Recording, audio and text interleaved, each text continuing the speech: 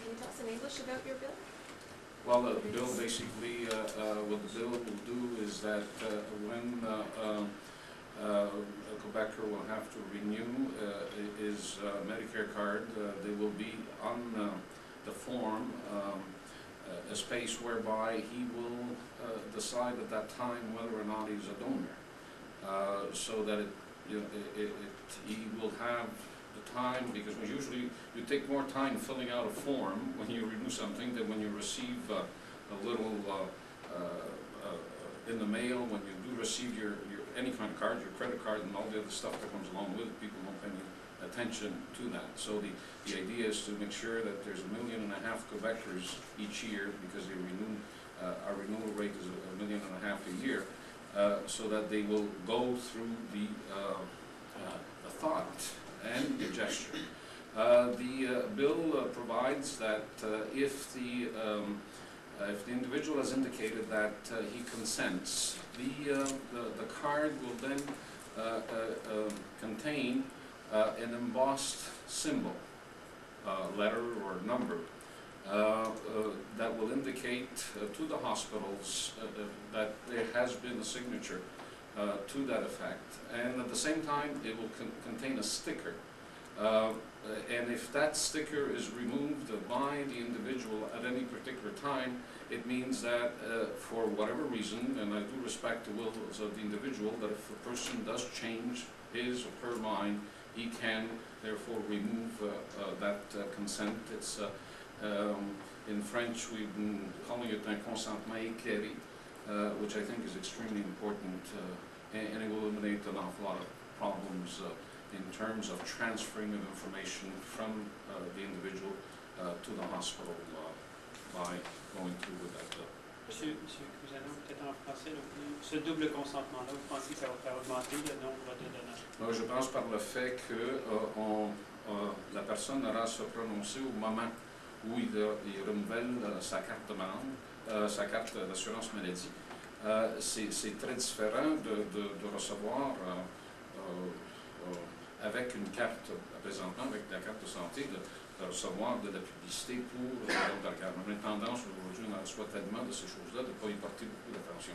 Alors le fait que c'est fait au début, lorsque la personne fait sa demande, par la suite, une fois cette demande est traitée, la carte de santé aurait sur elle-même un sigle en relief pour que justement, vous savez que je suis un organisateur, hein, c'est bien important de s'assurer que les choses fonctionnent.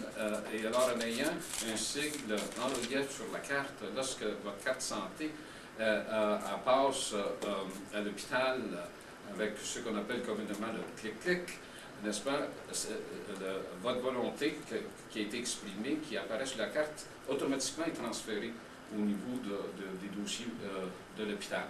En plus, pour s'assurer qu'il y a un respect de l'individu au niveau de son choix vraiment éclairé, il y aurait un autre collant qui serait affiché sur la carte. Et à ce moment-là, si pour n'importe quelle raison, parce que je crois beaucoup à la liberté individuelle, la liberté de la personne de vraiment pouvoir faire le choix et de décider ou changer d'idée à quel moment, à ce moment-là, il n'y aura seulement qu'à décoller l'autocollant et ça veut dire que le consentement a été retiré. Non, mais vous pensez que vous allez augmenter le nombre de donneurs? Je pense que oui. Je pense que oui, parce que le fait qu'il y aurait 1,5 million de personnes qui vont être obligées de lire cette section-là, parce qu'ils vont remplir le formulaire, puis alors il va y avoir une section qui va toucher justement le don d'organes, où il va y avoir 3 questions. Question numéro 1, je consens, l'habituel au don d'organes, je ne consens pas, ou je ne suis pas prête à prendre cette décision. Je pense que ça va faire réfléchir au moins 1,5 million de personnes par année au Québec.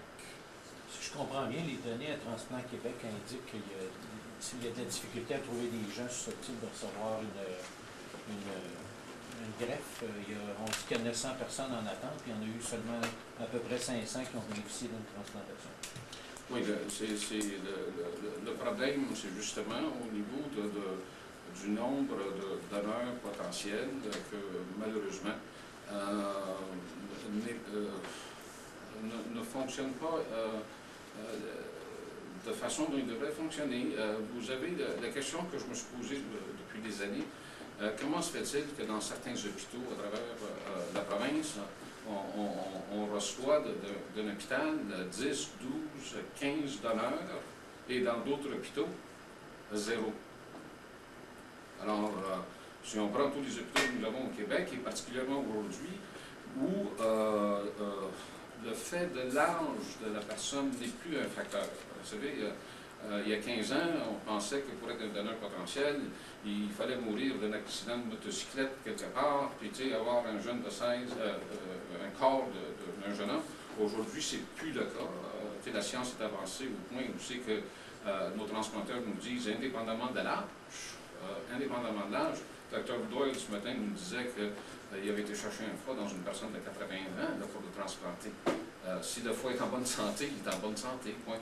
Alors, il faut toucher beaucoup de gens, il y a certainement de l'éducation, et je crois que par le fait qu'une personne aura à se prononcer au moment où il fait sa demande, on touche 1 500 000 personnes par année. Je crois que ces personnes-là vont être beaucoup plus sensibilisées que le fait de recevoir présentement avec leur carte d'assurance maladie, un petit feuillet qui dit, bon, si vous voulez faire l'organe, signez l'autoprenant puis vous mettez à l'envoi. Le problème, c'est au niveau des donneurs, c'est au niveau aussi de l'organisation. Vous savez que le Dr Couillard a présenté un plan d'organisation, surtout la question de l'organisation des dons d'organes, disponibilité des salles d'opération, puis ainsi de suite. Il y a beaucoup de... Parce qu'il peut y avoir des patients qui sont des donneurs potentiels, mais à cause du fait que dans certains hôpitaux, l'organisation n'est pas en place à 100%, c'est que là, le donneur peut ne plus être donneur, dans le sens 3-4 heures par après, parce qu'il dégénère. Alors, le plan Couillard qu'il a présenté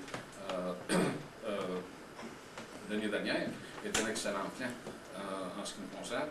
Et du côté du consentement qu'on va aller chercher avec la loi, moi je crois que le Québec, qui est à la tête du peloton en ce qui concerne le nombre de donneurs au Canada, le Québec est à la tête, mais même si on est à 19-20%, moi je pense que, en tout cas en ce qui me concerne, je n'arrêterai pas ma cause avant d'arriver à 40%.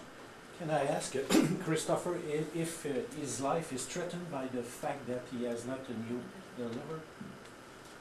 Yeah. The past 5 years, they've taken away pretty much everything that I can do.